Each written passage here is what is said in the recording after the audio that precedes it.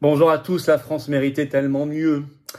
Et pourtant, la polémique enfle, explose mondialement sur les JO, sur la cérémonie d'ouverture, dans la presse, dans des réactions de gouvernement. Et évidemment, ce que je vais vous dire aujourd'hui n'est pas exhaustif, parce que parfois, c'est pas que le gouvernement, c'est d'autres personnalités à l'intérieur des pays. Bon.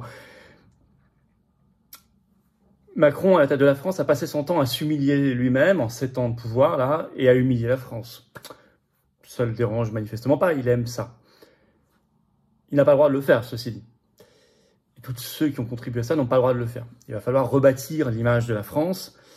J'ai fait une analyse de cette cérémonie d'ouverture dans le direct samedi dernier, sur cette chaîne, le 27 juillet, vous irez voir. Mais là, je voudrais parler des répercussions, ce qui n'enlève rien au soutien que nous avons pour nos athlètes, évidemment, et à qui nous souhaitons le meilleur, et qui nous ont déjà montré de belles choses. Mais il va falloir rebâtir l'image de la France, il va falloir se débarrasser d'une clique qui fait beaucoup de tort à beaucoup de beaux principes, de belles valeurs et à l'image de notre pays et à notre pays. Les critiques fusent et contrairement à ce qui est dit, non, il n'y a pas l'unanimité. Loin de là, et même de moins en moins. On va voir tout ça dans cette vidéo pour essayer de se projeter vers l'avenir, comment justement redorer l'image de la France, comment rebâtir la France, comment changer complètement de principe. Nous allons le voir également dans cette vidéo. Merci de la partager. Pour cela, de vous abonner à cette chaîne YouTube par un petit clic sur s'abonner en dessous, le petit bouton en dessous. Un petit clic gratuit pour vous. Plus vous êtes abonné à la chaîne, je le rappelle, c'est très important. Entendez-le bien, plus vous êtes abonné à la chaîne, plus les vidéos sont recommandées, et plus elles circulent, et plus on va toucher de nouvelles personnes qui vont nous découvrir. Donc merci énormément à vous. Profitez-en pour appuyer sur la petite cloche, encore une fois à côté, une fois que vous êtes abonné. Comme ça, vous êtes notifié automatiquement dès qu'il y a une nouvelle vidéo sur la chaîne.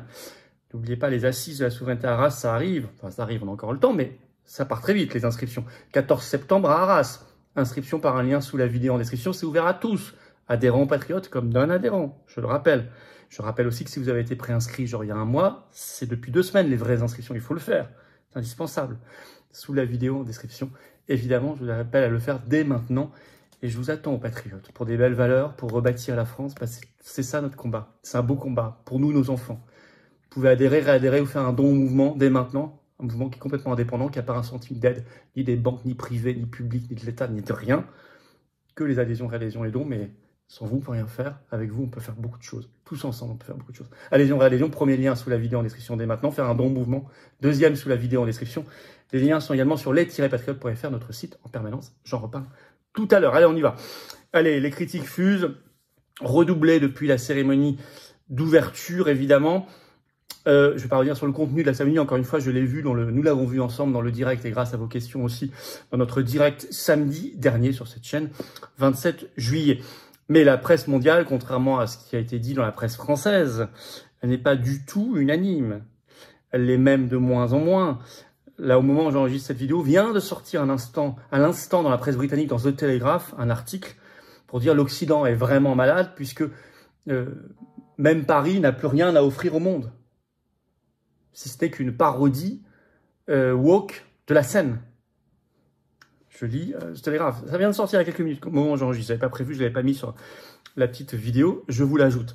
Mais c'est vrai que la presse commence à reconnaître qu'il y a un souci, même en France, RMC 26 juillet, qui parle de cette presse mondiale en disant, je cite, le show inédit n'a pas fait l'unanimité. Contrairement à ce que nous a dit au début. Alors, le Royaume-Uni, je viens de citer le Télégraphe, mais vous avez également le Guardian. Je vais vous citer un petit extrait. Les Misérables, titre en français, le Daily Mail. On va voir le Guardian juste après. Le Daily Mail, avant de tacler, quelle catastrophe. La cérémonie d'ouverture vire au chaos. La pluie couvre la musique. Les athlètes et les invités du royaume sont obligés de porter des protections. Les spectateurs de se mettre à l'abri. Le Daily Mail, plus conservateur, enfonce le clou. Une cérémonie d'ouverture désastreuse, gâchée par des pluies torrentielles, je cite. Le plan unique de la France d'organiser l'événement d'ouverture en plein air plutôt qu'à l'intérieur d'un stade a échoué de manière spectaculaire. Bon, ils s'en rajoutent peut-être un petit peu, mais quand même, ce qui prouve qu'il n'y a pas l'unanimité. Et le Guardian a comparé, je cite, certains spectacles à l'Eurovision. Et c'est vrai qu'en termes idéologiques, ça ressemblait beaucoup aux derniers Eurovision. En Allemagne, Bild, qui parle d'une cérémonie pompeuse, je cite, de nombreux spectateurs ont quitté la cérémonie en cours de route. Ça, on le sait énormément, en fait. Ça a peu été dit aux Français et pas du tout en direct. Au Brésil, on peut citer Guerre plus enthousiaste, c'est toujours dans RMC ça. Hein. Le média brésilien UOL regrettait clairement l'ambiance d'un stade. Un spectacle déroutant fait pour la télévision. Sans public rassemblé, cela manque de dynamisme, la pluie n'a pas aidé. Même les porte-drapeaux semblaient cachés. La cérémonie qui se voulait démocratique a vraiment mal tourné, a frustré des milliers de personnes qui ont rêvé de ce moment en parcourant un Paris pluvieux pour tenter de voir quelque chose. Dommage. Alors en fait, il y a des médias même sur le fond là, de la cérémonie qui ont même boycotté. Alors, et pas que dans des pays musulmans, parce que c'est vrai qu'on nous a cité beaucoup le Maroc et l'Algérie. C'est vrai que le Maroc, pendant un quart d'heure, a mis une photo du Louvre en figé pendant le spectacle nu de Philippe Catherine, et justement cette parodie woke de la scène. L'Algérie a fait à peu près la même chose, mais vous avez aux États-Unis aussi. Aux États-Unis, le Huffington Post le relève dans un article du 27 juillet. Le titre, cérémonie d'ouverture des JO, des chaînes de télévision étrangères ont censuré des séquences du show, du spectacle. États-Unis, c'est NBC qui a coupé en mettant de la publicité à ce moment-là, pendant justement Philippe Catherine nu, en frontal, à la télévision, etc. Se disant, vous savez, ce sont des spectacles grand public, 1,5 milliard en mondiovision de téléspectateurs. On sait qu'il y a beaucoup de familles et beaucoup d'enfants. Beaucoup d'enfants et de jeunes enfants. Donc, si vous voulez, on n'est pas sur de la censure, on est quand même sur des principes de base, de morale publique, enfin de choses qui sont évidentes. En Chine, on nous parle, dans cet article de la Huffington Post, qu'il y a eu une gêne en Chine, idem en Australie. Vous voyez, c'est très culturellement varié. Hein. Les commentateurs en Australie étaient restés sans voix. Ça, c'est en direct. Des personnalités critiques, comme Elon Musk, qui a repris X Twitter, qui est pourtant, on le sait, très attaché à la liberté d'expression. Mais personnellement choqué, il l'a dit, et choqué pour les chrétiens, il a mis un tweet sur X, le 27 juillet, je cite, « Un tableau extrêmement irrespectueux envers les chrétiens ». On sait qu'il est en croisade contre le wokisme parce qu'il a expliqué qu'un de ses fils, en 2020, a subi une transition de genre, avec beaucoup de pression psychologique, etc. Et il dit que, même si son enfant est, Dieu merci, vivant aujourd'hui, mais il dit qu'il a été tué par le virus woke, en tant que, dans son âme, si vous voulez, qu'individu. Donc, il a été frappé lui-même. Voilà. Alors, on dit, c'est la scène, c'est pas la scène. Thomas Joly, le réalisateur, a dit, je sais que la ministre des Sports a dit la même chose, et dit non, c'était pas la scène, vous êtes tous trompés. Alors que France Télévisions avait tweeté en direct avant de retirer que c'était bien la scène. Et ce matin, l'un des comédiens, un des drag queens, j'ai pas son nom, a dit sur BFM TV que c'était bien la scène et qu'ils avaient réussi leur coup, je cite. Mais je crois que quand on fait une cérémonie pour la France et pour le monde, on cherche pas à réussir un coup.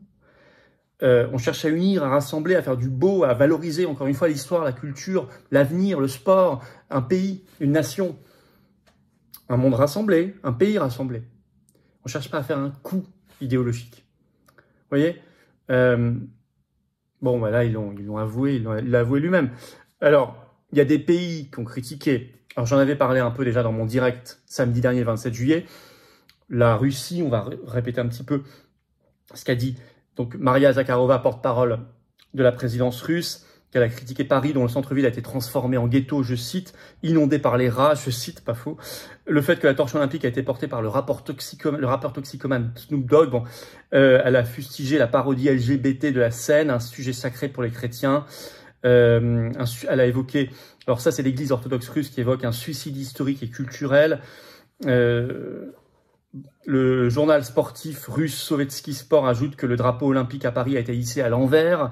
Les Français ont oublié à quoi ressemble le drapeau olympique, a ironisé le média, donc on est quand même en plus très moqué. Alors Viktor Orban, Premier ministre hongrois, le 27 juillet, a déclaré que cette cérémonie, je cite, était l'incarnation du vide occidental. Alors il a ajouté ce 28 juillet en meeting, en plein air, on a la vidéo, hein, qu'il ne fallait pas, ceci dit, fustiger les Français, parce qu'on devait travailler aussi avec les Français, dit-il. Et il a parlé plus de Macron que des Français, si vous voulez.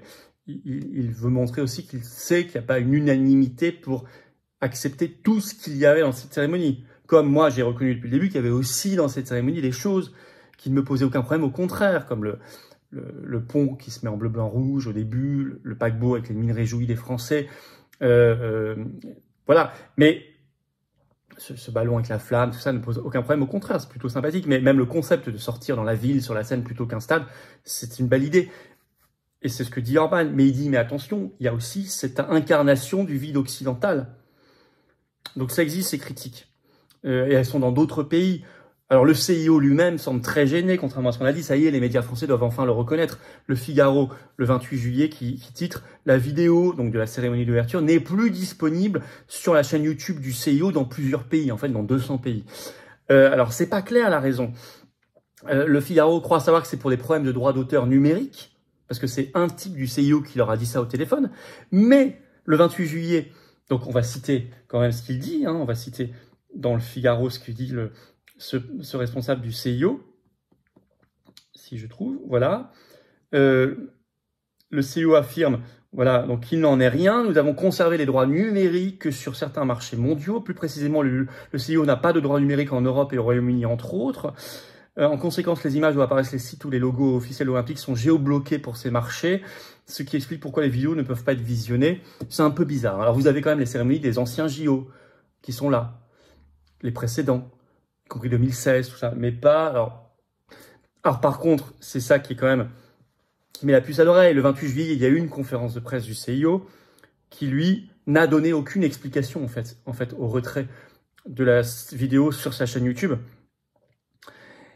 Donc, ce qui prouve que cette histoire de droit numérique, qui est quand même un peu bizarre, on n'imagine pas que le CIO n'y a pas pensé avant, que ça concerne quand même 200 pays, donc une large majorité des pays du monde, dont, je sais pas, tout le continent européen, enfin tout ça est invraisemblable, alors que ça se passe en France, par exemple, ça sent quand même l'excuse. Bon. Et d'ailleurs, en fait, il y a eu des excuses faites internationalement par une porte-parole de Paris 2024. Excuses d'abord largement cachées aux Français, puisqu'il a fallu lire d'abord le journal britannique The Independent le 28 juillet. Le titre « Paris 2024 s'excuse de la parodie de la scène à la cérémonie des JO ». Et c'est donc la porte-parole de Paris 2024, Anne Descamps, en conférence de presse, qui dit, je cite, « Si des gens se sont sentis choqués, nous en sommes sincèrement désolés ». Pendant 12 heures, il n'y avait que la presse étrangère qui en parlait de cette phrase d'excuse. Uniquement ce 28 juillet au soir, puis 29 juillet au matin, vous avez eu enfin un article du Parisien qui a changé son titre ensuite, pour plus parler d'excuses, qui avait d'abord mis excuses, qui a retiré son tweet. Donc on voit vraiment la gêne. Puis le Figaro, le 29 juillet matin, qui en parle. Et là, qui parle bien d'excuses. Mais c'est tout. Et on voit bien que ces changements de titre, ces retraits de tweets, cette quasi-censure, parce qu'il n'y a que deux titres qui en parlent en France, alors que c'est quand même un gros événement, qui a vraiment un embarras, quoi. Et je crains que ce ne soit pas terminé. De toute façon, Macron et sa clique sont là pour détruire la France. Pas surpris, je vous l'ai dit depuis le départ, nous ne tombons pas des nues non plus devant cette cérémonie. Avec Macron et sa clique, on ne s'attendait pas à 3h30 d'exaltation de la France. Bon, on le savait très bien. Mais la France elle-même, ne l'oublions jamais, a des ressources incroyables. Et pour l'avenir, il va falloir les mobiliser toutes, pour une belle France. Une France admirée, une France respectée, une France libre, une France fidèle à elle-même, à son âme, à ses valeurs, à sa beauté, à son histoire, à sa culture, à l'idée qu'elle se fait de son avenir magnifique. Une France humaine, tournée vers l'élévation de l'âme et non pas une âme tirée vers le bas, vers les profondeurs. Ben c'est tout ça notre combat, et c'est un combat pour la France et l'humanité. Merci de partager la vidéo, pour ça, de vous abonner à cette chaîne YouTube par un petit clic en dessous sur s'abonner. C'est un clic gratuit pour vous, vous êtes abonné à la chaîne ou réabonné si YouTube vous a un jour désabonné, à vous de vérifier. Plus vous êtes abonné, plus la vidéo circule. Grand merci. Arras 2024, 14 septembre, assise à la souveraineté, lancement du Box One. C'est énorme, gros moment. Inscription sous la vidéo en description, allez voir le programme, ça évolue, ça s'enrichit chaque jour. Inscrivez-vous dès maintenant, ne tardez plus, ouvert aux adhérents comme non-adhérents. Et je vous attends, patriotes. J'ai besoin de vous. Le combat pour l'élévation de l'âme, pour une France belle, libre, humaine, juste, respectée, admirée, forte. C'est tout ça notre combat. Souveraine, indépendante. C'est tout ça notre combat. Dans cette carte orange d'adhérents ou réadhérents aux Patriotes si vous n'êtes plus à jour, vous pouvez également être donateur au mouvement. Ça aidera bien le mouvement à financer, à organiser les assises de la souveraineté, nos manifs, les prochaines élections, les tracts, les affiches du quotidien, mobilisés partout en France grâce à nos formidables équipes de référents, de délégués, de militants, de bénévoles. C'est ça les Patriotes. Mais ça ne peut pas y arriver sans vous. Avec vous, on peut faire plein de choses. Et on le fait. Et on le fera toujours. Et on ne lâchera jamais l'affaire. Faites-moi confiance. Je vous attends maintenant. Remettez pas à demain. vous soyez en métropole, outre-mer ou à l'étranger, on est partout. Vous pouvez adhérer, réadhérer ou faire un don partout. C'est en plus défiscaliser aux 2/3 de vos impôts. Ça fait baisser vos impôts. Massivement. Plutôt que de donner ça au fisc de Macron qui en fera n'importe quoi, on a vu. Vous donnez à la résistance qui en a besoin, qu'il n'y a pas un centime d'aide des banques ni de l'État, ça sera bien utilisé. Chaque centime bien utilisé. C'est défiscaliser aux 2/3 de vos impôts, je le rappelle. Alors, comment on fait pour adhérer, réadhérer? C'est le premier lien sous la vidéo en description. Ce lien est également en commentaire épinglé. Une petite fiche sur l'écran maintenant et dans quelques secondes, un lien sur l'écran. Faire un don mouvement, deuxième lien sous la vidéo en description. Et tous les liens sont sur notre site, les-patriotes.fr. Bravo aux donateurs, aux réadhérents. Bienvenue aux nouveaux adhérents patriotes. Et vive la France!